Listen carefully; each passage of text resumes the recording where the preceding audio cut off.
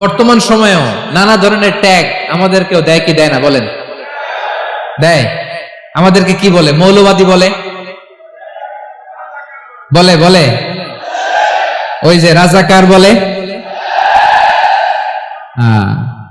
রাজাকার রাজাকার খেলার দিন শেষ। মন মতো হইলে মুক্তিযোদ্ধা, মন মতো না হইলে রাজাকার, এই দিন শেষ। ওই দিন আর নাই, এই কার্ড দিয়ে আর খেলার দিন নাই। এগুলো মানুষ আর খায় না এখন, এগুলো গিলে না আর। সাধারণ মানুষ বড্ড সচেতন। দেখেন কালের বিবর্তনে, সময়ের আবর্তনে একই পরিক্রমা আমাদেরকেও ট্যাগিং করে। আমাদেরকে মৌলবাদী বলে, ব্যাকডেটেড বলে, রাজাকার বলে, জঙ্গি বলে, যুদ্ধাপরাধী বলে। আছে না এরকম? ওয়াসবির আলা মা ইয়াকুলুন, নিজের সাথে মিলায় নেন, যা বলে ধৈর্য ধারণ করো। ওয়াহজুরহুম হাজরান জামিলা, জাস্ট ইগনোর দেন, ভালোভাবে ইগনোর করেন, খালাস, সালাম দিয়ে কেটে পড়েন। তাহলে প্রিয় ভাইরা, এই বিপদ আপদ আমাদের পিছু ছাড়বে না, পিছু ছাড়বে না। নবীদের পিছু ছাড়ে নাই, আমরা কোথায়? আমরা আর কি? বিপদ আমাদেরকে ধৈর্য ধারণ করতে হবে, মনোবল হারাইলে হবে না। তাহলে প্রিয় ভাইরা, এটাই জীবনের বাস্তবতা। সবর আমাদেরকে ইখতিয়ার করতে হবে, হতাশ হওয়া যাবে না। অনেকে আমরা অল্পতে হতাশ হই। এই যে আমরা ধৈর্য ধারণ করছি, এর ফল পাচ্ছি না। দীর্ঘ 1.5 দশক ধরে ধৈর্য ধারণ করছেন না আপনারা? এখন মুক্তি, স্বাধীনতা, বিজয় এনে দিয়েছে কে? ধৈর্য ধারণ করুন। ধৈর্যের যে ফলাফল, এটা বড় মিষ্টি। আসসালামু আলাইকুম ওয়া রাহমাতুল্লাহি ওয়া বারাকাতুহু।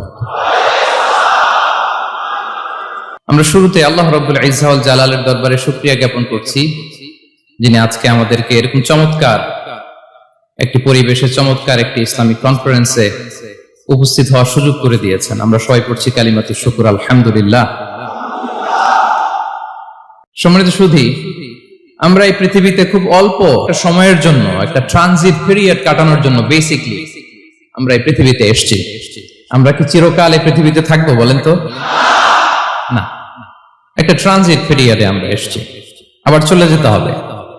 এই যে আমাদের জীবন, এই জীবনের জন্য বিপদ আপদ, পরীক্ষা, স্ট্রাগল, এটা অনিবার্য, এটা হবে।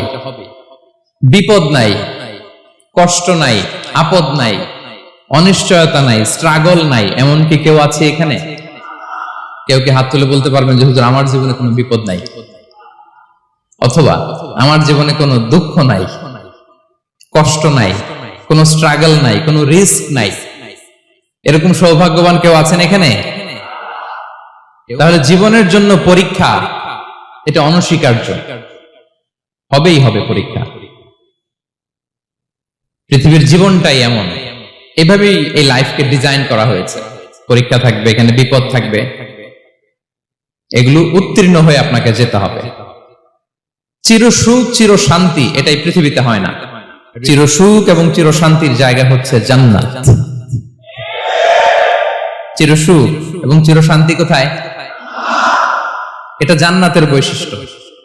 চিরসুখ চিরশান্তি, টেনশন নাই, ঝামেলা নাই, পরীক্ষা নাই, বিপদ নাই, রিস্ক নাই, স্ট্রাগল নাই, এটা হচ্ছে দ্য ফিচার্স অফ জান্নাত, জান্নাতের ফিচার। কিন্তু সমস্যা বাদে তখন যখন জান্নাতের ফিচার আমরা দুনিয়ায় খুঁজি, যেটা পাবো আমরা জান্নাতে, এটা খুঁজি কোথায়? এই তখনই সমস্যা বাদে। And this is the main problem, এটাই বড় সমস্যা। এই সমস্যার সমাধান কোথায়, এটা নিয়ে আজকে আমি কিছু কথা অ্যাড্রেস করবো ইনশাআল্লাহ। তো তাহলে আসুন শুনি জান্নাতের ফিচার কি। জান্নাতের কমন একটা ফিচার হচ্ছে জান্নাতে there will be no sickness in paradise, জান্নাতে কোনো অসুস্থতা থাকবে না, চিরসুস্থ। সুবহানাল্লাহ পড়েন। চিরসুস্থ, চির সবল, কেউ অসুস্থ হবে না জান্নাতে। জান্নাত হবে অ্যান্টি এইজিং, জান্নাতে বয়স বাড়বে না কারো, চিরযৌবনা, চিরযুবক, অ্যান্টি এজিং। আপনারা জানেন যে বর্তমান পৃথিবীতে অ্যান্টি এজিং ক্রিম পাওয়া যায় না? ক্রিম, কথা বুঝতেছেন? অ্যান্টি এজিং ক্রিম পাওয়া যায়। তারা বলে এই ক্রিম মাখলে চামড়ায় ভাঁজ পড়ে না। এটার দাম আছে কিন্তু অনেক। অ্যান্টি এজিং ক্রিম লাগায়, শ্যাম্পু ইউজ করে, অ্যান্টি এজিং অয়েল আছে, এটা দিলে নাকি চামড়ায় ভাঁজ পড়ে না। ইভেন ভারতের অনেক বড় একজন ব্যবসায়ী মুকেশ আম্বানি, নাম শুনছেন না, যে তার ছেলের বিয়ে হয়ে গেল। তো এই মুকেশ আম্বানির স্ত্রী নীতা আম্বানি, সে কিছুদিন আগে এক বোতল গোল্ড ওয়াটার খেয়েছে, gold water, and it's cost $60,000। $60,000 দাম এক বোতল গোল্ড ওয়াটারের। কেন? ফর অ্যান্টি এজিং, যাতে বয়সের ছাপ গালে না থাকে। এখন বলেন, এভাবে কি আমাদের বয়সকে ধরে রাখা সম্ভব এই পৃথিবীতে? সম্ভব না, কারণ এই ফিচারটা দুনিয়ার ফিচার না, এটা জান্নাতের ফিচার। সুবহানাল্লাহ পড়েন। তাহলে জান্নাতে কেউ অসুস্থ হবে না, জান্নাত হবে চির যৌবন, চির যৌবনা। ওখানে আমরা যুবক থাকবো, প্রত্যেকে 33 বছরের যুবক যুবতী হয়ে জান্নাতে ঢুকবো। বিষ্ণু ইসলাম বলেন, আহলুল জান্নাতি জুরদা ওয়া মুরদা ওয়া আবনাউ 30 ওয়া 30। জান্নাতে যারা যাবে শুভ্র দাড়িবিহীন, প্রত্যেকে হবে 33 বছর বয়সের। ওই যে 33 বছর বয়সে একবার ঢুকলেন, আর বয়স বাড়বে না, ওইটাই চিরকাল ওই বয়স পাবেন। জান্নাতের আরেকটা ফিচার হচ্ছে নো ফ্রাস্ট্রেশন, কোনো চিন্তা নাই, দুশ্চিন্তা নাই, হাইপার টেনশন নাই, সজীব প্রাণবন্ত। সুবহানাল্লাহ। জান্নাতের আরেকটা ফিচার হচ্ছে there is no expiry date in জান্নাত। এক্সপায়ারি ডেট আছে? জান্নাতে যে ঢুকবো 7 দিনের জন্য চেক ইন, নাকি? চেক ইন কয় দিনের জন্য? 7 দিন, 10 দিন পরে চেক আউট করে ফেলবে, এরকম না। নো এক্সপায়ারি ডেট, আজীবন। একবার এন্ট্রি পেলে বের হওয়ার টেনশন নাই। আল্লাহু আকবার। তাহলে no expiry date, rather it's eternal, আজীবন থাকবেন, খালিদিনা ফিহা, চিরকাল থাকবেন। এবং জান্নাতের সবচাইতে গুরুত্বপূর্ণ ফিচার হচ্ছে there will be no death in জান্নাত। জান্নাতে আপনার আর মৃত্যু হবে না, মৃত্যুর বিদায় হবে। তার মানে আপনি অমর হবেন। তাহলে আপনি চির সুস্থ, চির সবল হবেন জান্নাতে, চির যুবক থাকবেন, প্রাণবন্ত থাকবেন, আপনি অমর হবেন, আপনি জান্নাতে মরবেন না। জান্নাতীরা যখন জান্নাতে যাবে, ফেরেশতারা ডেকে বলবে, ইয়া আহলাল জান্নাতি ইন্না লাকুম আন তাসিহু ফালা তাসকামু আবাদা। জান্নাতীরা চিরকাল সুস্থ থাকবা, অসুস্থ হবা না। ইন্না লাকুম আন তাশিব্বু ফালা তাহরামু আবাদা, তোমরা শাবাব থাকবা, বুড়া হবা না। ওয়া ইন্না লাকুম আন তাহইয়াউ ফালা তামুতু আবাদা, চিরকাল বেঁচে থাকবা, মরবা না। এবং সেদিন জান্নাতে মৃত্যু দেয়া হবে, মৃত্যু দেয়া হবে। ইউতাল মাউতু বিকাবশিন আমলাহ, একটা ছাগলের আকৃতিতে মৃত্যুকে আনা হবে। ফায়ুযবাহুল মাউত, মৃত্যুকে জবাই দেয়া হবে।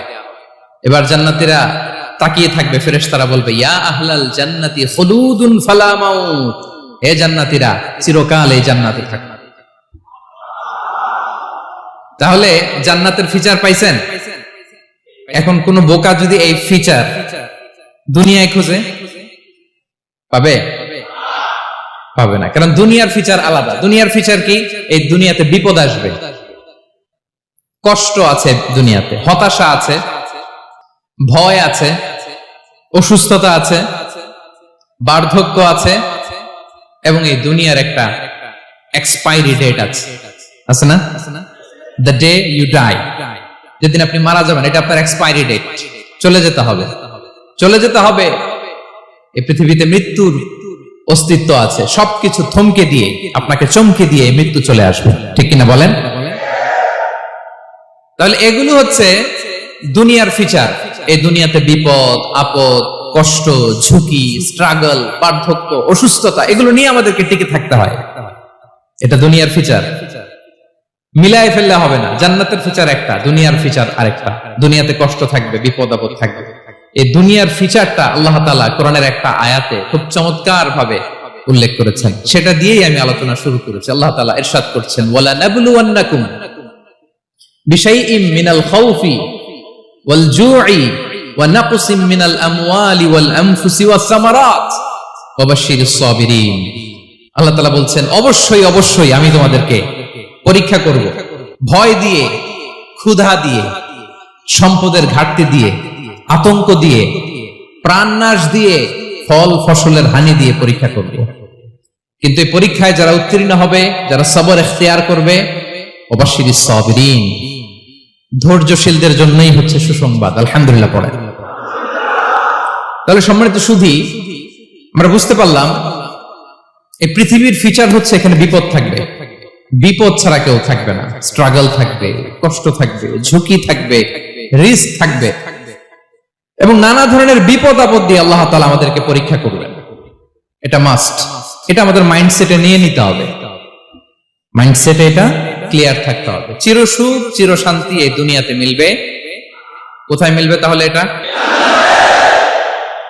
তাহলে বিপদ আসবেই, আপদ আসবেই, পরীক্ষা থাকবেই আমাদের জীবনে।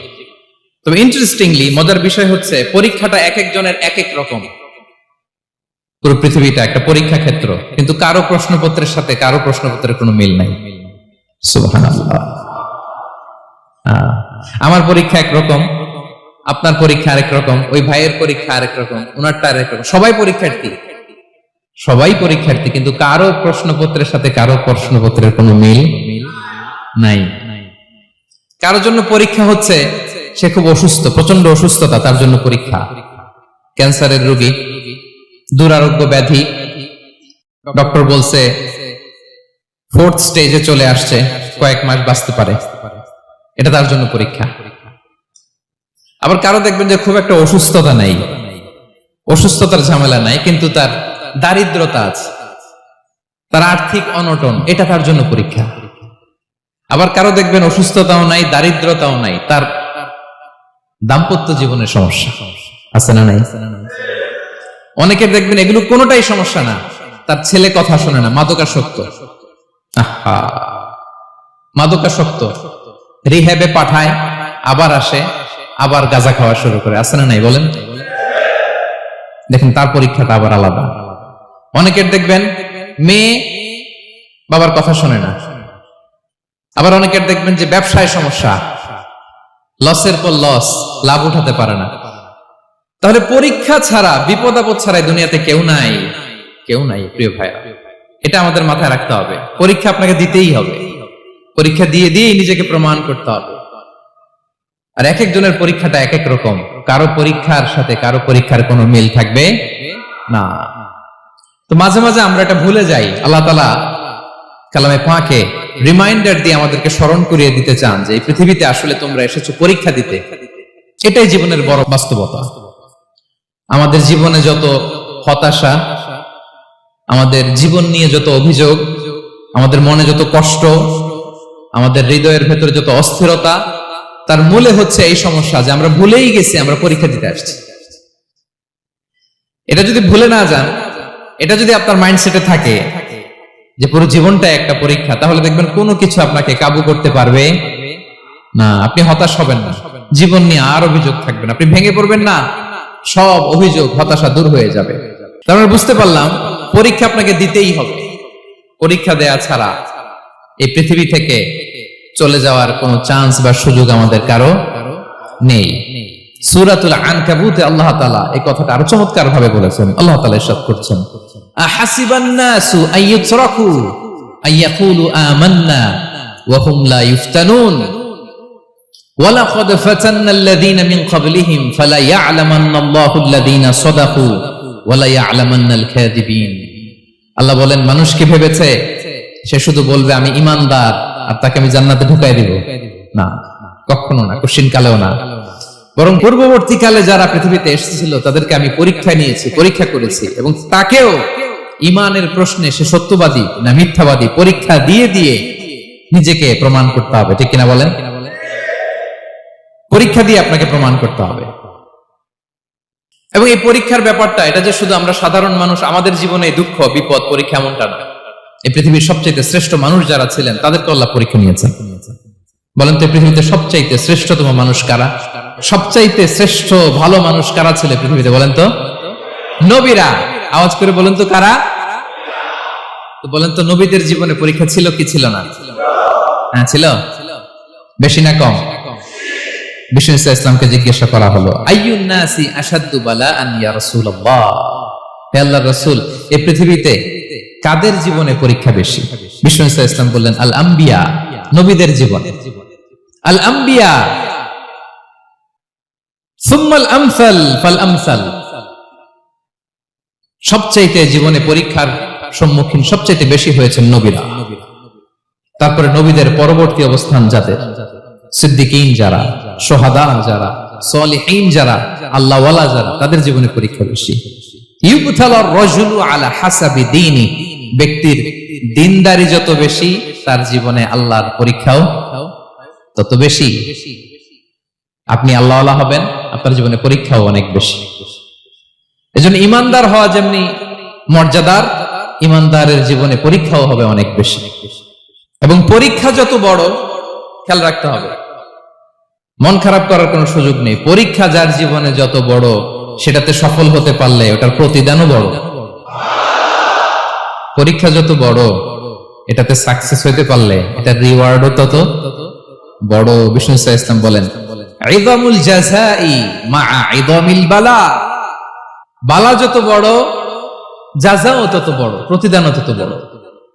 কারণ নবীদের জীবনে যদি খেয়াল করেন, দেখবেন যেই নবীর জীবনে পরীক্ষা যত বেশি, সেই নবীর জীবনে সফলতাও তত বেশি। সাইয়েদনা ইব্রাহিম আলাইহিস সালামের কথাটা একটু খেয়াল করেন তো, বলেন তো, ওনার জীবনে পরীক্ষা কেমন ছিল, বেশি না কম? ওনার জীবনের পরীক্ষা থেকেই তো আমরা এই শব্দটা ব্যবহার করি, আমরা বলি অগ্নি পরীক্ষা। কি বলি? মানে আগুনে নিক্ষেপ করা হয়েছে সাইয়েদনা ইব্রাহিম আলাইহিস সালামকে, তাও স্বাভাবিকভাবে না, উলঙ্গ করে, নেকেট করে ওনাকে অপমানিত করবার জন্য ওনার গায়ের জামা কাপড় খুলে উলঙ্গ অবস্থায় আল্লাহর খলিল সাইয়েদনা ইব্রাহিম আলাইহিস সালামকে অগ্নিকুণ্ডে নিক্ষেপ করা হয়েছিল। এরকম এক্সপেরিয়েন্স এই অডিটোরিয়ামের ভিতরে আমাদের কখনো হয়েছে? তাহলে সাধারণ মানুষের জীবনের পরীক্ষা আর নবীদের জীবনের পরীক্ষার মধ্যে পার্থক্য আছে না নাই? ওই পরীক্ষায় উনি পাশ করে ফেললেন। 86 বছর পর্যন্ত আল্লাহর কাছে দোয়া করলেন, আল্লাহ আমাকে একটা নেককার সন্তান দাও। আল্লাহ সন্তান দেয় না। 86 বছর পরে আল্লাহ তাআলা সাইয়েদনা ইব্রাহিম আলাইহিস সালাম এবং হাজারের ঘরকে উজালা করে সন্তান দিলেন। সাইয়েদনা ইসমাঈল আলাইহিস সালাম পৃথিবীতে আসলেন কত বছর বয়সে? 86 বছর বয়সের এখানে কেউ আছেন? হ্যাঁ, আছি আমরা? কেউ নাই। 86 বছর বয়সে প্রথম সন্তান পেয়েছে। তাদের ঘরকে উজালা করে আল্লাহর নবী সাইয়েদনা ইসমাঈল আলাইহিস সালাম আসলেন।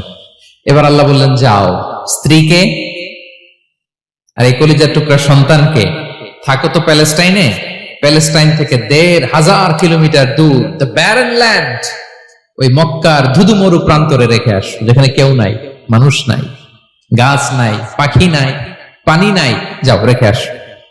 আচ্ছা বলেন তো, ৮৬ বছর পরে যে লোকটা সন্তান পেল, বুঝেশুন উত্তর দিয়েন, ৮৬ বছর পরে যে লোকটাকে আল্লাহ তাআলা সন্তান দিল, তার হৃদয়ে ওই সন্তানের জন্য মায়া বেশি না কম? এমনি তো আমাদের প্রথম সন্তানের হিস্ট্রিটা একটু খেয়াল করেন তো। প্রথম আমাদের যে মেয়ে হয়েছিল বা যাদের ছেলে হয়েছিল, তার প্রতি আদর, সোহাগ, দরদ, ভালোবাসা, আহ্লাদ কত ছিল।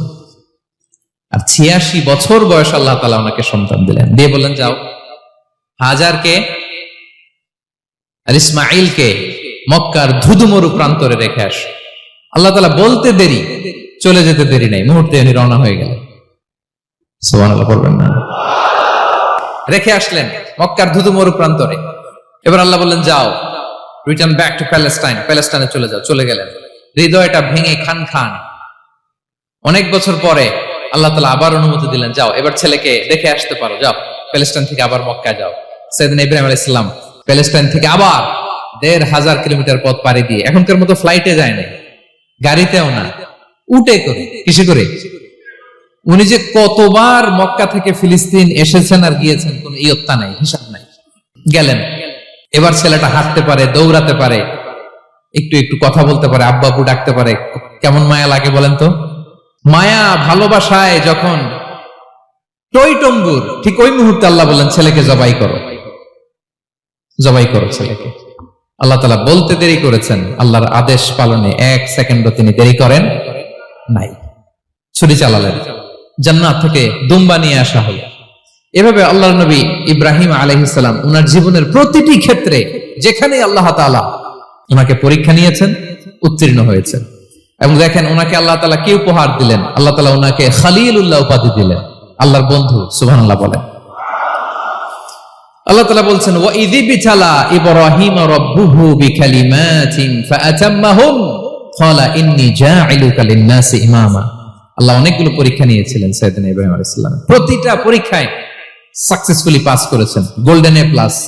আল্লাহ বলেন ইন্নী জাইলুকা লিন-নাসি ইমামা, I'm gonna make you the leader for the entire human being.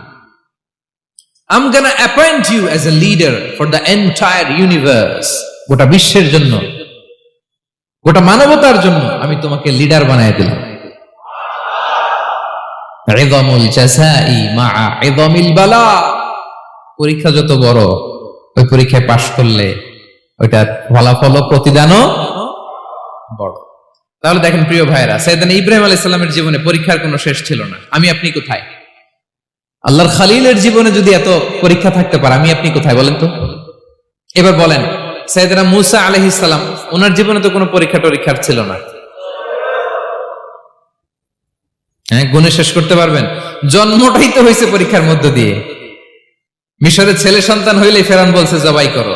ওনার মা এরকম সিন্ধুকে করে ভাসায় দিলেন নীল নদীতে। আল্লাহু আকবার! কি একটা রোমাঞ্চকর পরিস্থিতির মধ্য দিয়ে আল্লাহ তাআলা ওনাকে বাঁচালেন। সুবহানাল্লাহ। জন্মই হয়েছে পরীক্ষার মধ্যে দিয়ে। বড় হইলেন, ফেরাউনের ভয়ে দেশ ত্যাগ করলেন, মিশর থেকে মাদিয়ান। আবার আল্লাহর আদেশে যখন ফিরে আসলেন, আবার ফেরাউনের সাথে তর্ক বিতর্ক, যুদ্ধ। একটা রাত আল্লাহ নবী মূসা আলাইহিস সালাম শান্তি মতো মিশরে ঘুমাতে পারে নাই। একটা রাত। শেষ পর্যন্ত এই ফেরাউন মূসা আলাইহিস সালামকে ধাওয়া করেছে। ফেরাউনের ধ্বংসের আগ পর্যন্ত সে মূসা আলাইহিস সালামকে ধাওয়া করেছে। তার মানে মূসা আলাইহিস সালাম এই বিপদ আপদ পরীক্ষা এগুলো থেকে মুক্তি পান নাই। এবার বলেন ঈসা আলাইহিস সালামের কথা। ওনার জীবনে তার পরীক্ষা ছিল না? কি পরীক্ষা ছিল? হ্যাঁ, আল্লাহু আকবার। Same scenario goes to the biography of every messenger in the world. পৃথিবীর সব নবীর ক্ষেত্রে একই ঘটনা ঘটেছে। সাইয়েদনা ঈসা আলাইহিস সালাম দাওয়াত যখন দিলেন, ওনার বিরোধিতা শুরু হলো, ওনাকে হত্যার ষড়যন্ত্র হলো। ইভেন কি ওনাকে মারার জন্য বনি ইসরায়েলেরা উদ্ধত হলো, জানে বাঁচবার জন্য পালালেন। এক ঘরে ঢুকলেন, চারদিক দিয়ে ঘেরাও করলো। উনি দরজা জানালা লাগাই দিলেন।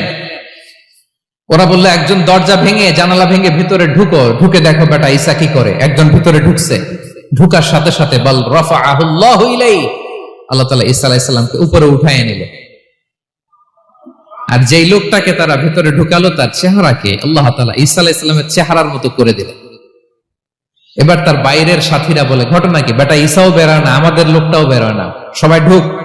দরজা ভেঙে ভেতরে ঢুকে দেখে ঈসা দাঁড়ায় আছে। বলেন তো, এটা ঈসা না মিসা? এটা কি আসল ঈসা? ওমা কাতালু ওমা সালাবু ওয়ালাকিন শুব্বিহা লাহুম। আল্লাহ বলে, তোমরা আমার নবী ঈসাকে হত্যাও করতে পারো নাই, শুলেও চড়াতে পারো নাই। আমি সেফটি সিকিউরিটি দিয়ে আমার নবী ঈসা আলাইহিস সালামকে আকাশে তুলে নিয়েছি। তাহলে ওনার জীবনে পরীক্ষার শেষ ছিল না। এবার যদি আমরা বিশ্বনবী সাল্লাল্লাহু আলাইহি ওয়াসাল্লামের জীবনের দিকে তাকাই, ওনার জীবনটা দেখেন তো। আমাদের পেয়ারা নবী বিশ্বনবী মুহাম্মদুর রাসূলুল্লাহ সাল্লাল্লাহু আলাইহি ওয়াসাল্লাম, ওনার জীবনে কি স্ট্রাগল ছিল? স্ট্রাগল। মাক্কি জীবনের কথা যদি একটু খেয়াল করেন, দেখেন তো 3 বছর শিয়াবে আবি তালেবে জেল খেটেছেন, না খেয়েছিলেন। ওনার বংশের লোকেরা প্রথমে ছাগল খেয়েছে, ছাগলগুলো যখন শেষ, ছাগলের চামড়াগুলো শুকিয়ে ওইটা খাইছে।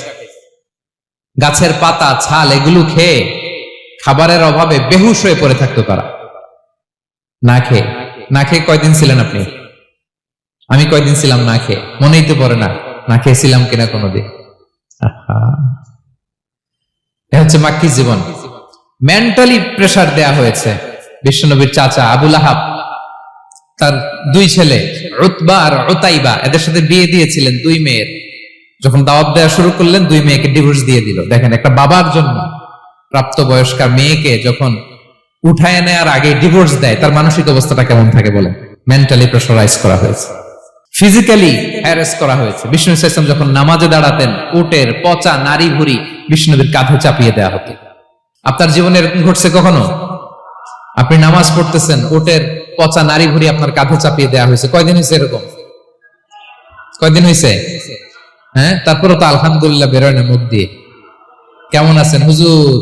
কয়েন না, বেশি একটা সুবিধার না, তাই না? বেশি একটা একটু মিলাবেন। কতটুকু পরীক্ষা আমরা দিয়েছি? তায়েফে গেলেন বিশ্বনবী, তায়েফে গেছিলেন জমির বায়না দিতে, তাই না? জমি কিনবে তায়েফে। তায়েফবাসীদেরকে জাহান্নামের আগুন থেকে বাঁচাতে গিয়েছিলেন, নিজের জন্য না। সেখানে তায়েফের ছেলেরা পাথর মেরেছে বিষ্ণু ইসলামের গায়ে। এত শুভ্র দেহ ছিল, চেহারা ছিল, বিষ্ণুবীর গা দিয়ে ঝরঝর করে রক্ত ঝরেছে। ফিজিক্যাল হ্যারাসমেন্টের শিকার হয়েছেন বিষ্ণু ইসলাম। যখন যেদিন বিষ্ণু ইসলামকে হত্যার ষড়যন্ত্র করা হলো, আল্লাহ তাআলার আদেশে তিনি মক্কা থেকে মদিনায় হিজরত করলেন। মদিনাতে যেও একটা রাত, সপ্তম হিজরির আগ পর্যন্ত শান্তিতে ঘুমাতে পারেন নাই।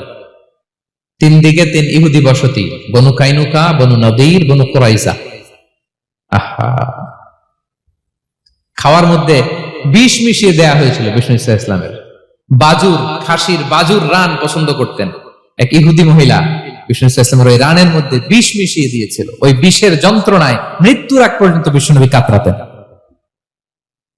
এবং উনি ইন্তেকালের সময় ওই বিষের ব্যথা যন্ত্রণাতে ইন্তেকাল করেছেন। বিষ্ণুনবীর ইন্তেকালটা শাহাদাতের ইন্তেকাল ছিল। বিষ্ণু ইসলাম বলেছেন, ওই যে খায়বার এলাকার ওই মহিলা যে আমার খাবারে বিষ মিশিয়েছিল, সেই বিষের যন্ত্রণা, বেদনা, কষ্ট আমি অনুভব করছি। খেয়ে না খেয়ে দিন প্রচারের কাজে নিজেকে দিয়েছ বিলিয়ে, তায়েফের কাফিরেরা চিনল না সে আলো, দুষ্ট ছেলেদের পিছু দিল লেলিয়ে, পাথরের আঘাতে ক্ষত বিক্ষত হয়ে সারা শরীর থেকে রক্ত ঝরে। হে রাসূল তোমাকে ভুলি আমি কেমন করে, হে রাসূল তোমাকে ভুলি আমি কেমন করে। হাজার ব্যথা বেদনার পরে ফিরে আসনি তুমি আপন ঘরে, দিনের আলো তুমি ছড়িয়ে দিতে চলে গেলে মদিনায় মক্কা ছেড়ে। হে রাসূল তোমাকে ভুলি আমি কেমন করে, হে রাসূল তোমাকে ভুলি আমি কেমন করে। ঠিক কিনা বলেন? একটা রাত শান্তিতে, শান্তির ঘুম তিনি দিতে পারেন নাই। প্রিয় ভাইরা, তাহলে আমরা কি বুঝলাম? বিশ্বনবীর জীবনে পরীক্ষা ছিল কি ছিল না? আমাদের উপায় আছে? আমরা বাঁচতে পারবো এই বিপদ আপদ পরীক্ষা ঝঞ্ঝাল থেকে? বাঁচতে চাইলেও বাঁচতে পারবো? পারবো না। ইমাম মালিক আলাইহি রাহমা নাম শুনেছেন?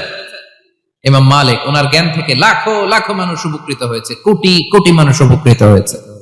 মদিনার রাস্তায় রশি দিয়ে ওনাকে টেনে হিচড়ে এক এলাকা থেকে আরেক এলাকায় নিত জালেম বাদশাহরা। ইমাম মালিক আলাইহি রাহমা। ইমাম আহমদ ইবনে হাম্বল, ওনাকে বেত্রাঘাত করা হতো, চাবুক দিয়ে পেটানো হতো। আল ইমাম আল আযম আবু হানিফা আলাইহি রাহমা, ওনাকে কারাবন্দী করা হয়েছিল। তার মানে দেখেন, যত বড় বড় স্কলার, যত বড় বড় মাশায়েখ, এমনকি আম্বিয়া আলাইহিmus সালাম, ওনারাও পরীক্ষা বিপদ আপদ থেকে রেহাই পান। পাইছে? তাহলে আপনি আর আমি পাবো? বলেন তো। তাহলে এটা আমাদের ব্রেইনে গেঁথে নিতে হবে যে জীবন মানেই এখানে বিপদ থাকবে, পরীক্ষা থাকবে, স্ট্রাগল করে করে আমাকে আগাতে হবে। কেউ আমার জন্য রেড কার্পেট বিছিয়ে রাখবে না। এই জীবনটা বড় জটিল। This is life, how it's design. এভাবেই পৃথিবীকে ডিজাইন করা হয়েছে। এখানে বিপদ আছে, কষ্ট আছে। এই পরীক্ষা দিয়ে দিয়ে আপনাকে উত্তীর্ণ হতে হবে। বুঝতে পেরেছেন প্রিয় ভাইরা? নাও দ্য কোশ্চেন আরাইজ, এখন প্রশ্ন হচ্ছে, কেন আল্লাহ এই পরীক্ষা নেন? কেন? আল্লাহ তাআলা সূরা মুলকে বলেছেন এই পৃথিবী সাজানোর, এই জীবন মৃত্যুর এই খেলা, এটার উদ্দেশ্যটাকে আল্লাহ তাআলা স্পষ্ট করে বলেছেন। আল্লাযী খালাকাল মাউতা ওয়াল হায়াতা লিয়াবলুয়াকুম আইয়ুকুম আহসানু আমালা। জীবন মৃত্যু দিয়ে তোমাদের জীবনকে সাজানো হয়েছে এজন্য, যাতে করে তিনি তোমাদের পরীক্ষা করতে পারেন। কি করতে পারেন? তোমাদের মধ্যে কে সৎকর্মে অগ্রগামী, কে কাজে ভালো, আমলে ভালো, এটা দেখার জন্য। বেসিকলি আল্লাহর দেখার প্রয়োজন নাই, আমাদেরকে দেখানোর জন্য এই পরীক্ষার আয়োজন। আমি ভালো করবো না খারাপ করবো এটা আল্লাহ জানে না, তো ওনার পরীক্ষা করা লাগে কেন? কথা বলেন। আমি জান্নাতি না জাহান্নামী এটা আল্লাহ জানেন না? বেসিকলি আমাদেরকে জানানোর জন্য এই পরীক্ষার আয়োজন। কাদেরকে জানানোর জন্য? মানে তুমি জেনে যাও তুমি জান্নাতি না জাহান্নামী। আমি ভালো করেই জানি। একটা ছোট্ট উদাহরণ দিলে বুঝতে পারবেন প্রিয় ভাইয়েরা। ধরেন আল্লাহ তাআলা দুইজনকে সৃষ্টি করলেন। উদাহরণস্বরূপ একজনের নাম আব্দুল্লাহ আর একজনের নাম আব্দুর রহমান।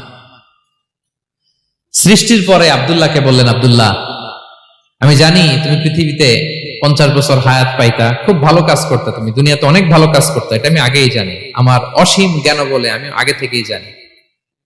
তো যাও, তোমার এইমাত্র সৃষ্টি করলাম, যাও তুমি জান্নাতে ঢুকে যাও, কারণ আমি জানি তুমি জান্নাতি হবে। আচ্ছা, আর আব্দুর রহমান তুমি পৃথিবীতে খুব খারাপ কাজ করতে, এটা আমি জানতাম, তোমারে পাঠাইলে খারাপ কাজ করবা, তুমি সীমা লঙ্ঘন করবা, অন্যায় করবা, অপরাধ করবা, তুমি জাহান্নামী হবা, যাও। সে তো আমি জানি, পরীক্ষার আর দরকার নেই, তোমারে জাহান্নাম দিয়ে দিলাম, যাও ঢুকে যাও। আব্দুল্লাহ ঠিকই জান্নাতে ঢুকে যাবে, আব্দুর রহমান কি ঢুকবে? ঢুকবে। সে বলবে, আল্লাহ এইমাত্র আমারে বানাইলেন, এইমাত্র আপনি আমাকে সৃষ্টি করলেন, সৃষ্টি করেই বলতেছেন তুমি জাহান্নামে যাও, আর বলতেছেন আমি জানি দুনিয়াতে পাঠালে তুমি খারাপ কাজ করবা, তুমি জাহান্নামী হবা, পাঠানোর আর কি দরকার, আগে থেকে জাহান্নামে যাও। আল্লাহ আপনি জানলে জানতে পারেন, আমি তো জানি না। ঠিক কিনা বলেন? সে বলবে, না আল্লাহ আপনি ভুল বলতেছেন, এই দুনিয়াতে পাঠাইলে আমি খুব ভালো কাজ করতাম, আমি সীমা লঙ্ঘন করতাম না, নামাজ পড়তাম, রোজা রাখতাম, হজ করতাম, যাকাত দিতাম, সাদাকা করতাম, চ্যারিটি করতাম, জনকল্যাণকর সব ভালো কাজগুলো আল্লাহ আমি করতাম। এজন্য আল্লাহ তাআলা পরীক্ষার আয়োজন করেছেন, যাতে করে তুমি জেনে যাও যে পৃথিবীতে তুমি কি করেছো। এখন আর আল্লাহকে এক্সকিউজ দেওয়ার সুযোগ নেই। আচ্ছা বলেন তো, আবু জাহেলকে যদি আল্লাহ এখন কিয়ামতের দিন বলে, Abu Jahl go to the hell fire, Abu জাহেলের কিছু বলার সুযোগ আছে? কারণ ও দুনিয়াতে কি করে আসছে এটাও জানে না। ফেরাউনকে ডেকে যদি আল্লাহ বলে, ফেরাউন তুমি জাহান্নামে যাও, গো টু দা হেল ফায়ার, ওর কি কোনো এক্সকিউজ দেওয়ার সুযোগ আছে? বলেন, সুযোগ আর আছে? কারণ তুমি দুনিয়াতে কি করেছো তোমার চেয়ে ভালো কেউ আর জানে। তো পৃথিবীতে এই পরীক্ষার এই আয়োজনের সবচাইতে বড় উদ্দেশ্য হচ্ছে যাতে করে আমরা দেখে যাই যে আমরা কি কাজ করছি। কেউ যখন পরীক্ষা দেয় প্রিয় ভাইরা, ওই পরীক্ষায় কত পাবে তার একটা হিসাব আছে না? বলেন, আপনি গণিত পরীক্ষা দিয়ে আসছেন, যে 100-তে 100 পাবে সে বলতে পারে আমার সব অঙ্ক হয়েছে, ঠিক কিনা বলেন? আর যে লাড্ডু গুড্ডু বুঝছেন তো, কিছুই পারে নাই, ঘোড়ার ডিম, তারও একটা হিসাব আছে যে সে কিছুই লিখে আসতে পারে নাই। তাই পৃথিবীতে এই পরীক্ষার আয়োজনের প্রধানতম কারণ হচ্ছে যাতে করে আমরা বুঝে যেতে পারি যে আমরা কোথায় যাব, জান্নাতে না জাহান্নামে। প্রিয় সুধী, এ পর্যায়ে আমরা জানবো এই যে পরীক্ষা আল্লাহ তাআলা নিচ্ছেন আমাদেরকে, এই পরীক্ষায় সফল হওয়ার মূল মন্ত্র কি। কোরআনে বিভিন্ন আয়াতে এই পরীক্ষার কথা বলা হয়েছে এবং এই পরীক্ষার সফলতার মূল মন্ত্রও কোরআনে ঘোষিত হয়েছে। আলহামদুলিল্লাহ বলেন। যে আয়াত দিয়ে আমি শুরু করেছি, এই আয়াতে আল্লাহ তাআলা বলেছেন, ওয়াবাশশিরিস সাবিরিন, নবী হে ধৈর্যশীলদেরকে আপনি সুসংবাদ দিন, ধৈর্যশীলদেরকে সুসংবাদ দিন। তার মানে বিপদে ধৈর্য ধারণ করতে হবে প্রিয় ভাইরা। ইন্নামাস সাবরু ইনদা সাদামাতিল উলা, বিপদে আমরা অনেক সময় প্যানিক হয়ে যাই, অস্থির হয়ে যাই, কি করব, হতাশ না। মুমিনরা হতাশ হয় না, ধৈর্য ধারণ করে। কি করে? কি করে? ধৈর্য ধারণ করার শক্তি দাও গো মেহেরবান আমায়, দাও গো মেহেরবান। পড়েন, ধৈর্য ধারণ করার শক্তি দাও গো মেহেরবান আমায়, দাও গো মেহেরবান। সবাই বলুন একসাথে, ধৈর্য ধারণ করার শক্তি দাও গো মেহেরবান আমায়, দাও গো মেহেরবান। বুকের ভেতর ব্যথার নদী বইছে অবিরাম, বইছে বইছে অবিরাম। পড়ুন, ধৈর্য ধারণ করার শক্তি দাও গো মেহেরবান আমায়, দাও গো মেহেরবান। পড়েন আমিন। আল্লাহ যেন বিপদে আমাদেরকে ধৈর্য ধারণ করার তৌফিক দান করে। প্রিয় ভাইয়েরা, ধৈর্য এটা এমন একটা গাছ যে গাছের সারা গায়ে কাটা, কিন্তু এই গাছের ফলটা বড় সুস্বাদু। আই রিপিট, আমি আবারও বলছি, ধৈর্য এটা এমন একটা গাছ যে গাছের সারা গায়ে কাটা, কিন্তু ফলটা বড় মিষ্টি, ফলটা বড় সুস্বাদু। সবাই ধৈর্য ধারণ করতে পারে না।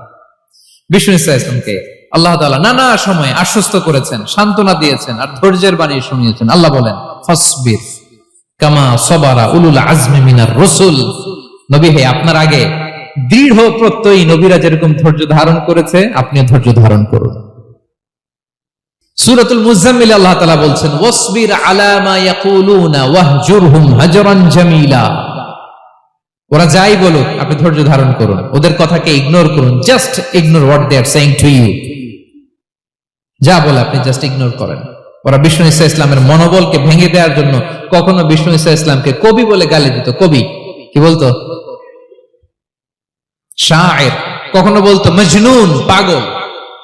নাউজুবিল্লাহ পড়বেন না? পাগল বলে গালি দিত। মাঝে মাঝে বলতো কাহিন, গণক। মাঝে মাঝে বিষ্ণু ঈসা ইসলামকে তারা বলতো আবতার, লেস কাটা। মুহাম্মদ, তোমার ছেলে নাই, তোমার বংশ নির্বংশ হয়ে গেছে, তোমার নাম নেয়ার মতো কেউ নাই। আহা, কপাল পোড়া। গোটা বিশ্বব্যাপী বিষ্ণু ঈসা ইসলামের সুনাম সুখ্যাতি ছড়িয়ে দিয়েছে কে? আকাশ বাতাস মাড়িয়ে, সাত আকাশ ছাড়িয়ে আল্লাহর আরশ পর্যন্ত আল্লাহ তাআলা বিষ্ণু নবীর সুনাম সুখ্যাতিকে সুউচ্চ করেছেন। ঠিক কিনা বলেন? ইগনোর করুন। আপনাকে কবি বলে, গণক বলে, আপনাকে পাগল বলে, আপনাকে লেস কাটা বলে, জাস্ট ইগনোর দেন। বর্তমান সময়েও নানা ধরনের ট্যাগ আমাদেরকেও দেয় কি দেয় না বলেন? দেয়। আমাদেরকে কি বলে? মৌলবাদী বলে, বলে বলে ওই যে রাজাকার বলে। রাজাকার রাজাকার খেলার দিন শেষ। মন মতো হইলে মুক্তিযোদ্ধা, মন মতো না হইলে রাজাকার, এই দিন শেষ। ওই দিন আর নাই। এই কার্ড দিয়ে আর খেলার দিন নাই। এগুলো মানুষ আর খায় না এখন, এগুলো গিলে না আর। সাধারণ মানুষ বড্ড সচেতন। দেখেন, কালের বিবর্তনে, সময়ের আবর্তনে একই পরিক্রমা আমাদেরকেও ট্যাগিং করে। আমাদেরকে মৌলবাদী বলে, ব্যাকডেটেড বলে, রাজাকার বলে, জঙ্গি বলে, যুদ্ধাপরাধী বলে। আছে না এরকম? ওয়াসবির আলা মা ইয়াকুলুন, নিজের সাথে মিলায় নেন। যা বলে ধৈর্য ধারণ করো। ওয়াহজুরহুম হাজরান জামিলা, জাস্ট ইগনোর দেন, ভালোভাবে ইগনোর করেন, খালাস, সালাম দিয়ে কেটে পড়েন। তাহলে প্রিয় ভাইরা, এই বিপদ আপদ আমাদের পিছু ছাড়বে না, পিছু ছাড়বে না। নবীদের পিছু ছাড়ে নাই, আমরা কোথায়? আমরা আর কি? বিপদ আমাদেরকে ধৈর্য ধারণ করতে হবে, মনোবল হারাইলে হবে না। দেখেন বিশ্বনবী কিভাবে আপনাদেরকে সান্ত্বনা দেয়। বিশ্বনবী বলেন, আজাবান লি আমরিল মুমিন, মুমিনের ব্যাপারটা বড় আশ্চর্যজনক। ফাইন্না আমরাহু কুল্লাহু লাহু খাইর, মুমিনের জীবনে যা ঘটে সবটাই খাইর, সবটাই কল্যাণ। ইন আসাবাতহু সাররাউ শাকারা ফাকানা খাইরাল্লাহ ওয়া ইন আসাবাতহু দাররাউ সাবারা ফাকানা খাইরাল্লাহ। মুমিনের জীবনে যদি সুখ আসে তাহলে মুমিন শুকরগুজার হয়, এটা তার জন্য ভালো। আর যদি মুমিন জীবনে দুঃখ আসে তাহলে সে সবর ইখতিয়ার করে, এটাও তার জন্য ভালো। সুবহানাল্লাহ।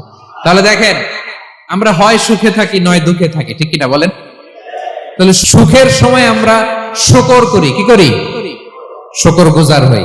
শুকরিয়া করাও একটা ইবাদত, শুকরিয়া করাও কি?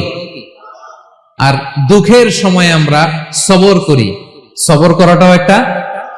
তাহলে আমাদের পুরো জীবনটাই ইবাদত, পুরো জীবনটাই। সুখের সময় শুকর আর দুঃখের সময় সবর। আওয়াজ করে বলেন, সুখের সময় শুকর আর দুঃখের সময়। এই দুই ইবাদত মুমিন জীবনে চলমান, কন্টিনিউয়াস, একটা উইন উইন সিচুয়েশন। কি বলেন? উইন উইন হয়ে গেল না? যেই পরিস্থিতিতেই থাকে আমাদের জন্য লাভ। আল্লাহু আকবার। তাহলে প্রিয় ভাইরা, এটাই জীবনের বাস্তবতা। সবর আমাদেরকে ইখতিয়ার করতে হবে, হতাশ হওয়া যাবে না। অনেকে আমরা অল্পতে হতাশ হই। এই যে আমরা ধৈর্য ধারণ করছি, এর ফল পাচ্ছি না, দীর্ঘ 1.5 দশক ধরে ধৈর্য ধারণ করছেন না আপনারা? এখন মুক্তি, স্বাধীনতা, বিজয় এনে দিয়েছে কে? ধৈর্য ধারণ করুন। ধৈর্যের যে ফলাফল, এটা বড় মিষ্টি। ধৈর্য এমন একটা গাছ, এই গাছের সারা গায়ে কাটা, কিন্তু এর ফলটা বড় সুস্বাদু, এর ফলটা বড় মিষ্টি। ধৈর্য ধারণ করার অভ্যাস করতে হবে প্রিয় ভাইরা। মুমিন হতাশ হয় না, হাল ছেড়ে দেয় না। মুমিন ভরসা রাখে একজনের উপর, তিনি কে? লা তাইয়াসু মির রাউহিল্লাহ ইন্নাহু লা ইয়াইয়াসু মির রাউহিল্লাহি ইল্লাল কওমুল কাফিরুন। আল্লাহর রহ থেকে, রহম থেকে নিরাশ হয়ে যাও না।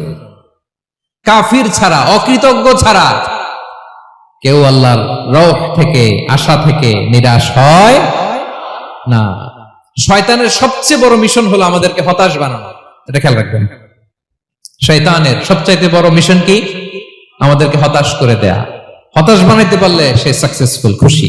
কিন্তু আমরা এত সহজে হতাশ হই না, আমরা নিরাশ হই না, আমরা বিপদে হাল ছেড়ে দেই না। আমরা ভরসা রাখি এক মহান সত্তার উপর, তিনি কে? মনে থাকবে? বিপদ আসলে ভেঙে পড়বেন, ভিসা না হইলে কান্নাকাটি শুরু করবেন, ব্যবসায় লস হইলে হাউমাউ, হতাশ হবেন, ভেঙে পড়বেন। ধৈর্য ধারণ করব আমরা। আওয়াজ করে বলেন, আমরা কি করব? সবর। বিপদ ট্যাকেল দেওয়ার প্রথম স্টেপ হচ্ছে সবর। ধৈর্য ধারণ করতে হবে। অবশ্যই সাবিরিন, ধৈর্যশীলদেরকে সুসংবাদ দাও। বিপদ থেকে বাঁচার দ্বিতীয় স্টেপ হচ্ছে এই বিপদ থেকে উত্তরণের চেষ্টা করতে হবে। কন্টিনিউয়াস প্রচেষ্টা চালিয়ে যেতে হবে। ওয়াল্লাযীনা জাহাদু ফিনা লানাহদিয়ান্নাহুম সুবুলানা। যারা আমার রাস্তায় চেষ্টা করে, প্রচেষ্টা করে, স্ট্রাগল করে, তাদেরকে আমি পথ দেখিয়ে দেই, সুবুল দেখিয়ে দেই, ওয়ে আউট দেখায় দেই, এক্সিট দেখায় দেই। কোথাও আটকাবেন না আপনি, আপনাকে এক্সিট দেখাই দিবে কে? মালয়েশিয়াতে কেলুয়ার বলে না? কেলুয়ার কি বলে চিনেন? কেলুয়ার মানে কি? এক্সিট। এক্সিট পেয়ে যাবেন, আটকাবেন না আপনি জীবনে কোথাও। 3 নাম্বার, আল্লাহর উপর তাওয়াক্কুল করতে হবে বিপদ আসলে। ওমাইয়া তাওয়াক্কাল আলাল্লাহি ফাহুয়া হাসবুহ।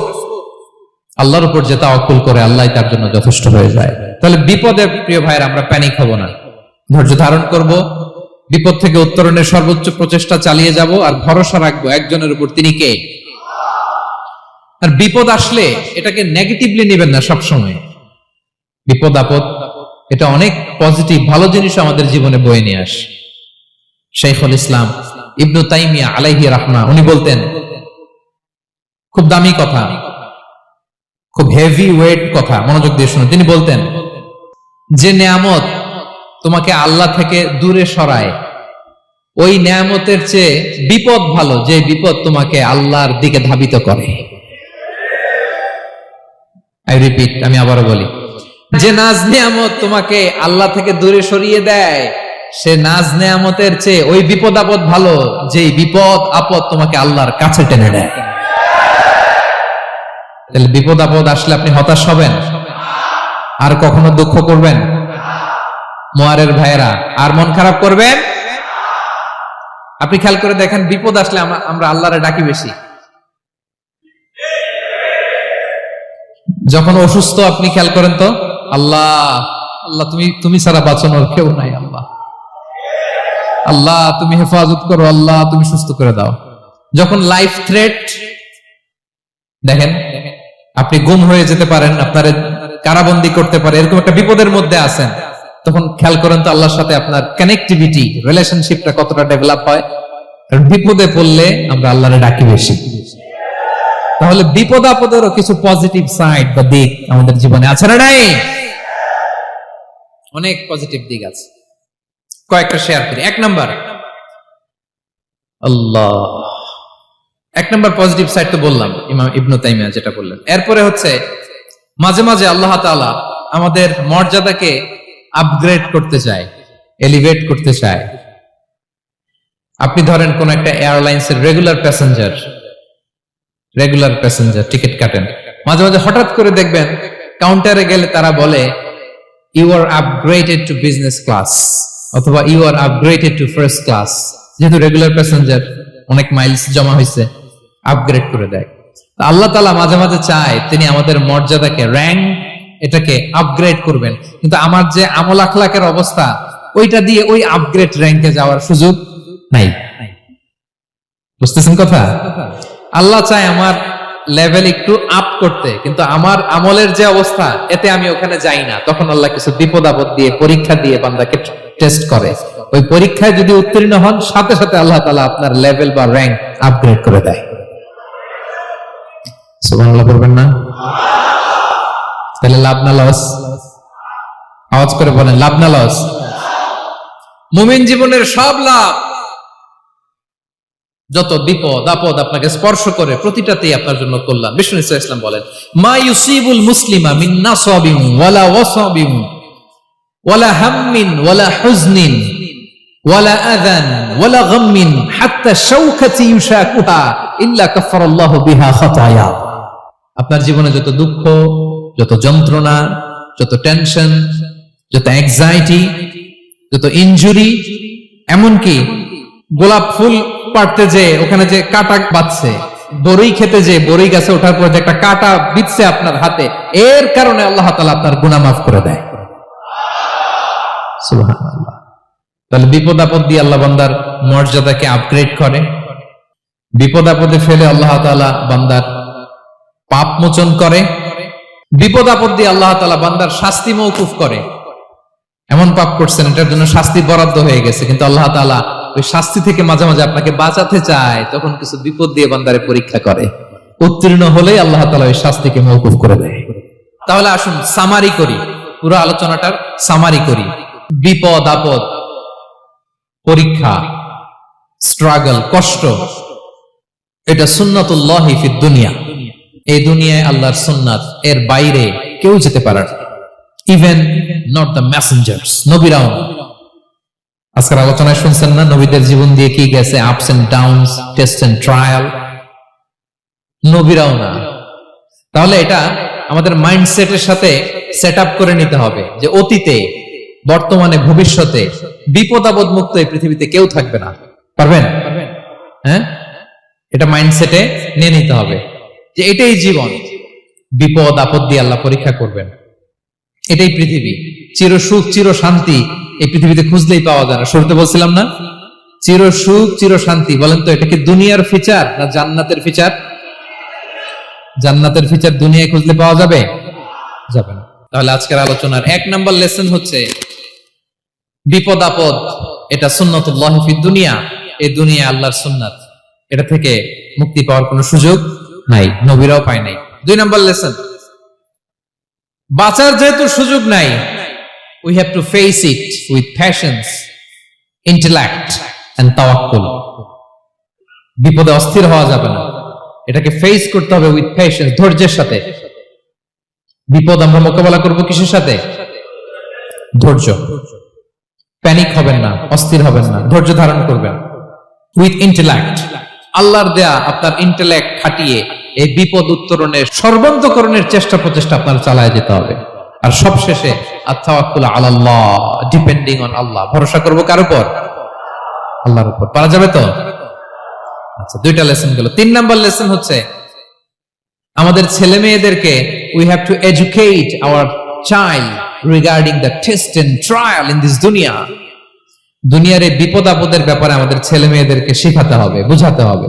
ওরা ছোট মানুষ তো অস্থির হয়ে যায়, আব্বু আমার সাথে কেন এমন হয়, আমারই শুধু পেন্সিল চুরি হয়, আমারই শুধু এটা হয়, আমি পরীক্ষায় খারাপ করি, আমি ব্যথা পাই, আমার এই আমার সেই। ছোট মানুষ তো বুঝে না।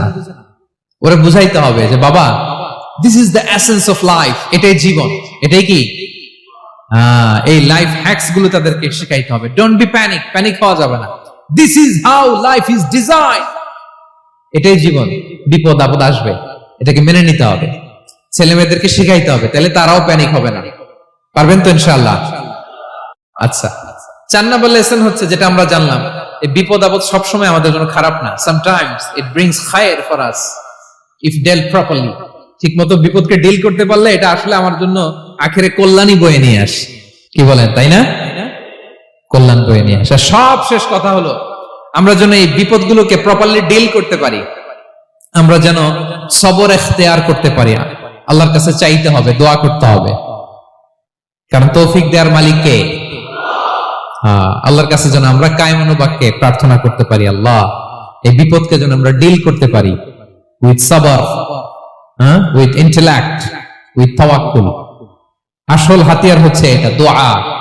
আল্লাহর কাছে চাইবেন, মনোযোগের সাথে চাইবেন, আন্তরিকতার সাথে চাইবেন। উদউল্লাহ ওয়া আনতুম মুখিনুনা বিল ইজাবা। বিষ্ণু বলেন এমন ভাবে চাও যেন তুমি অনেকটা কনফার্ম যে তোমার দোয়া আল্লাহ কবুল করবেনই, এমন ভাবে চাও। অনেকে রোবোটিক দোয়া করে। রোবোটিক দোয়া মানে দোয়ার মধ্যে প্রাণ নাই, ধ্যান নাই, মন নাই, আগ্রহ নাই, ভালোবাসা নাই। ওই দোয়া আল্লাহ কবুল করে না। মনোযোগ দিয়ে চাইতে হবে চাওয়ার মতো, তাহলে আল্লাহ তাআলার পক্ষ থেকে তৌফিক পাওয়া যাবে। পাওয়া যাবে তো ইনশাআল্লাহ। আল্লাহ তাআলা আমাদের সবাইকে বিপদে আপদে ধৈর্য ধারণ করার তৌফিক দান করুক। নবীরা তাদের জীবনে যেভাবে স্ট্রাগল, আপস এন্ড ডাউনস, বিপদগুলোকে, টেস্ট এন্ড ট্রায়াল গুলোকে ডিল করেছে, আমরা যেন সেভাবে ডিল করতে পারি। আল্লাহ তৌফিক দান করুক। আল্লাহ তাআলা আমাদের সবাইকে কথাগুলো বোঝা আর আমল করার তৌফিক দান করুক। হাযা মা ইনদি ওয়াল ইলমু ইনদাল্লাহি আলাইহি তাওয়াক্কালতু ওয়া ইলাইহি উনীব। ওয়াসসালামু আলাইকুম ওয়া রাহমাতুল্লাহি তাআলা ওয়া বারাকাতুহু।